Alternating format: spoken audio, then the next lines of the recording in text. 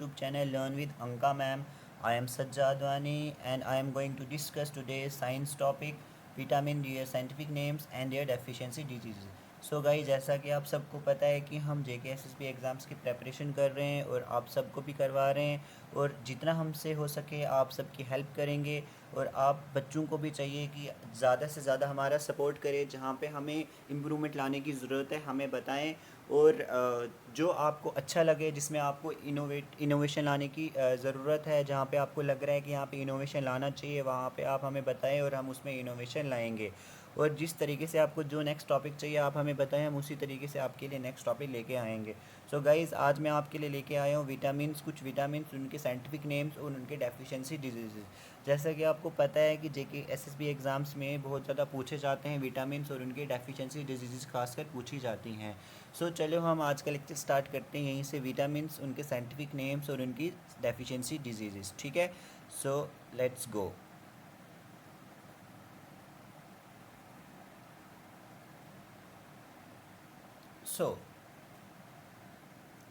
सो सबसे पहले हम बात करेंगे विटामिन ए के बारे में। तो जैसा कि आप सबको पता होगा कि विटामिन ए का साइंटिफिक नेम क्या है, इसका साइंटिफिक नेम है रेटिनॉल।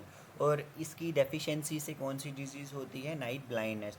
सो गाइस, आपको पता है कि हमारी बॉडी के लिए, हमारी बॉडी की प्रॉपर ग्रोथ के लिए न्यूट्रिएंट्स का होना बहुत ज़रूरी है, और उन न्यूट्रिएंट्स में विटामिन्स भी आते हैं। और जब हमें इनमें से कुछ न्यूट्रिएंट्स नहीं मिलते हैं, या जो न्यूट्रिएंट नहीं मिलेगा, उन न्यूट्रिएंट्स के ना होने की वजह से हमारी बॉडी में कुछ डिजीज़ हो सकती हैं, कुछ प्रॉब्लम्स हो सकती हैं। और न्यूट्रिएंट्स में जैसा कि विटामिन्स भी आते हैं, और अगर इन विटामिन्स की कमी हो हमारी बॉडी में तो कुछ इन विटामिन्स की डेफिशिएंसी से कुछ डिजीज़ हो सकती हैं। और विटामिन ए की डेफिशिएंसी से कौन सी डिजीज़ होती है गाइस, नाइट ब्लाइंडनेस। और इसी तरीके से विटामिन B1 की डेफिशिएंसी से कौन सी डिजीज़ होती है, बेरी। और विटामिन B1 का साइंटिफिक नेम क्या है, विटामिन B1 का साइंटिफिक नेम है थियामिन। ओके, उसके बाद हम बात करेंगे विटामिन B2 के बारे में। विटामिन B2 का साइंटिफिक नेम क्या है, रेबोफ्लेविन। और इसकी डेफिशिएंसी से कौन सी डिजीज़ होती है, डेमेटिटिस। ठीक है। और गाइस, मैं आपको बता दूं कि ये जो बेरी और डेमेटिटिस है, इनमें क्या होता है, इनमें हमारी जो बेरी है, इसमें हमारी बॉडी पे दाने आते हैं, रेडनेस आता है। और उसी तरीके से जो डेमेटिटिस है, इसमें भी हमारी बॉडी पे रेडनेस आता है, रैशेस पड़ते हैं, और पूरी की पूरी बॉडी में दाने टाइप आते हैं, एलर्जी टाइप होती है हमें। और ये हमारे लिए अच्छा नहीं होता है, मतलब कि हमारी बॉडी में अच्छी फीलिंग नहीं आती है, और ये हमारे लिए ठीक नहीं रहता है। B1 की डेफिशिएंसी और B2 की डेफिशिएंसी की वजह से ये सब होता है। उसके बाद हम बात करें विटामिन B3 की। विटामिन B3 का साइंटिफिक नेम जो है वो क्या है गाइस, विटामिन B3 का साइंटिफिक नेम है नियासिन। ठीक है। तो ये जो नियासिन है, इसकी डेफिशिएंसी से अगर ये हमें ना मिले प्रॉपरली, तो इसकी डेफिशिएंसी से हमें स्किन डिजीज़ हो सकता है, हमें डायरिया हो सकता है। उसके बाद हम बात करते हैं विटामिन B5 की गाइस। तो विटामिन B5 की डेफिशिएंसी से हमें मसल क्रैम्प्स हो सकते हैं, इंसोम्निया हो सकता है। और इसका गाइस साइंटिफिक नेम क्या है, पेंटोथेनिक एसिड। ठीक है, पेंटोथेनिक एसिड। ठीक है, एसिड यहाँ पे लिखना भूल गया था मैं, तो ये एसिड यहाँ पे मैं लिख देता हूँ। ठीक है। सो तो ये थे कुछ पहले 5 डिजीज़। अब हम बात करते हैं नेक्स्ट की। ठीक है, तो चलो, उसके बाद आता है हमारे पास विटामिन B6। ठीक है। तो विटामिन B6 जो है, इसका साइंटिफिक नेम है पायरिडॉक्सिन। तो पायरिडॉक्सिन की कमी से, पायरिडॉक्सिन की डेफिशिएंसी से हमें कौन सी डिजीज़ हो सकती है, अनीमिया। ठीक है।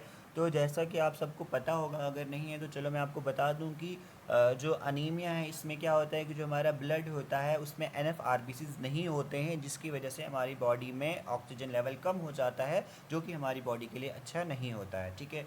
उसके बाद विटामिन B7 की बात करें हम, तो विटामिन B7 का साइंटिफिक नेम जो है वो क्या है, बायोटीन। ठीक है।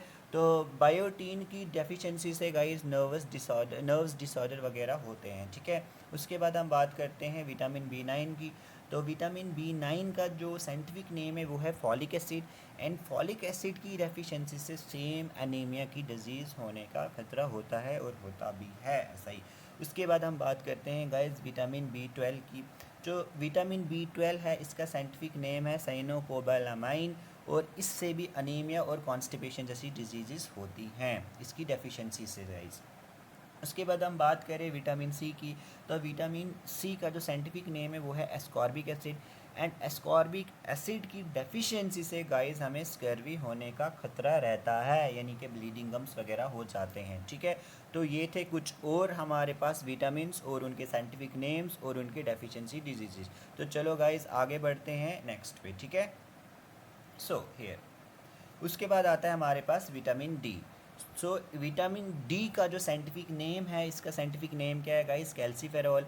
और कैल्सीफेरॉल की डेफिशिएंसी से कौन सी डिजीज़ होती है गाइस? रिकेट्स। ठीक है, तो रिकेट्स में क्या होता है कि जो डिस्टॉर्शन ऑफ बोन्स वगैरह होता है इसमें। ठीक है, उसके बाद हमारे पास आता है विटामिन ई। विटामिन ई का जो साइंटिफिक नेम है वो है टोकोफेरॉल।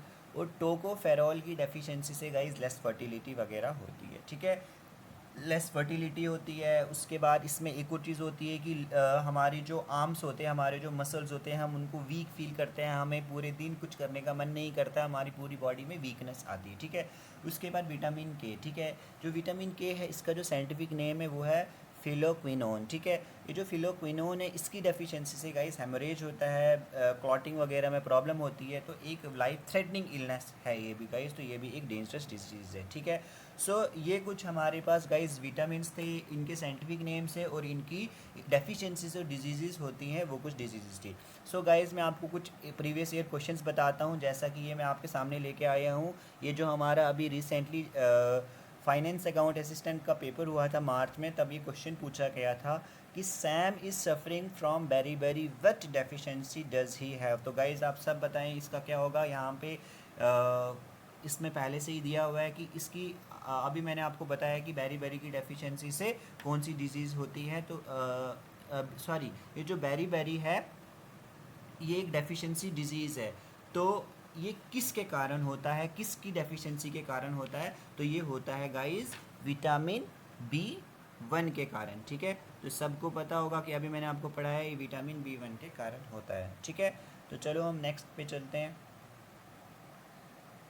ठीक है गाइस, एक और इम्पोर्टेंट क्वेश्चन मैं आपके लिए लेके आया हूँ। Which of the following is the most essential nutrient for a women during her initial stages of pregnancy to prevent birth defects. So guys बताइए इसका क्या आएगा।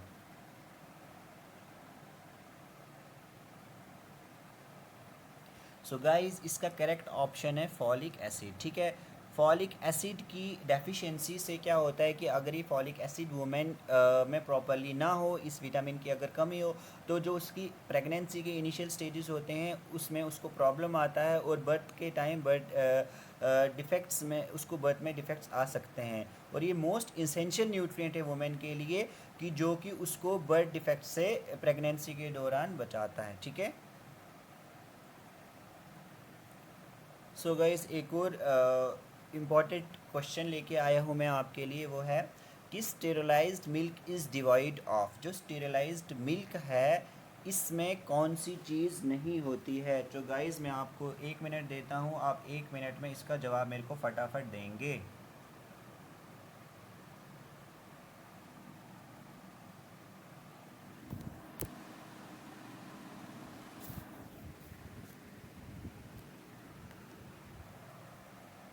सो गाइस फटाक से फटाफट जवाब दो।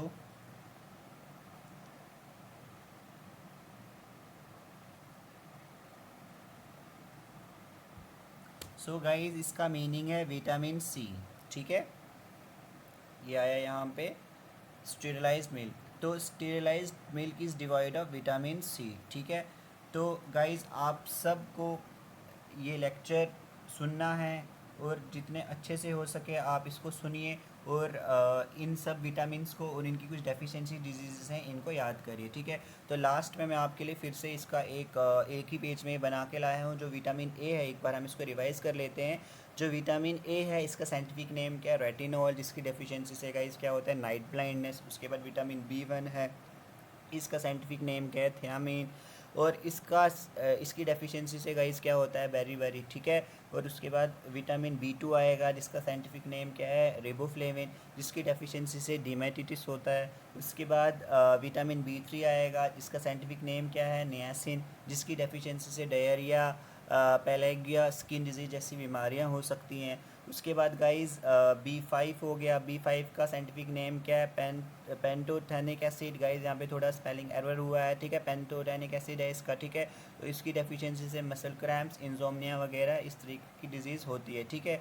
उसके बाद गाइस हमारे पास आएगा विटामिन B6, जिसका साइंटिफिक नेम है पायरिडॉक्सिन। पायरिडॉक्सिन की कमी से गाइस क्या होता है? अनीमिया वगैरह होता है, ठीक है। उसके बाद हमारे पास विटामिन B7 आएगा। इसका साइंटिफिक नेम है बायोटीन, और इसकी डेफिशिएंसी से गाइस नर्वस डिसऑर्डर वगैरह होता है। उसके बाद विटामिन B9 आएगा, जिसे हम फॉलिक एसिड भी जिसका नाम साइंटिफिक नेम क्या है? फॉलिक एसिड, और इसकी डेफिशिएंसी से अनीमिया जैसी बीमारियां होती हैं। उसके बाद आ गया विटामिन B12, जिसका साइंटिफिक नेम क्या है? कोबालामाइन, ठीक है। इसकी डेफिशिएंसी से भी अनीमिया और कॉन्स्टिपेशन जैसी डिजीज़ होती है। उसके बाद गाइस विटामिन डी आ गया, ठीक है। इसका साइंटिफिक नेम क्या है? कैल्सीफेरॉल, और इसकी डेफिशिएंसी से स्कर्वी होता है। उसके बाद गाइस हमारे पास विटामिन ई आ गया, जिसका साइंटिफिक नेम क्या है? टोकोफेरॉल, जिसकी डेफिशिएंसी से रिकेट्स ये लेस फर्टिलिटी जैसी बीमारी हो सकती है, ठीक है। उसके बाद हमारे पास आ गया विटामिन के, जिसका साइंटिफिक नेम क्या है? फिलिक्विनोन, ठीक है। और इसकी डेफिशिएंसी से हेमोरेज वगैरह हो सकता है और होता भी है। सो गाइज़ ये था आज हमारा लेक्चर, ठीक है। एक बार मैं आपको शुरू से बता दूं, इसको थोड़ा कंक्लूड कर देते हैं हम। तो क्या था ये? विटामिन ए रेटिनॉल, जिसकी डेफिशिएंसी से नाइट ब्लाइंडनेस होता है। और वैसे ही B1 thiamine, B2 riboflavin, B3 niacin, B5 pantothenic acid, B6 pyridoxine, B7 biotin, B9 folic acid, B12 cyanocobalamin, और C ascorbic acid, D calciferol, E tocopherol, और K phylloquinone, ठीक है। सो गाइज़ इस तरीके से हमारा आज विटामिन्स, कुछ इंपॉर्टेंट विटामिन्स और उनके साइंटिफिक नेम्स और इनकी डेफिशिएंसी डिजीज़ आज ख़त्म हुई। आप इसको रिवाइज़ करिए। अगर आपको इसमें कुछ इनोवेशन चाहिए तो आप मुझे बताइए, हम इसको नेक्स्ट लेक्चर में इसको इनोवेटिव तरीके से लाके आपको प्रोवाइड करेंगे। Okay, thank you guys, have a nice day.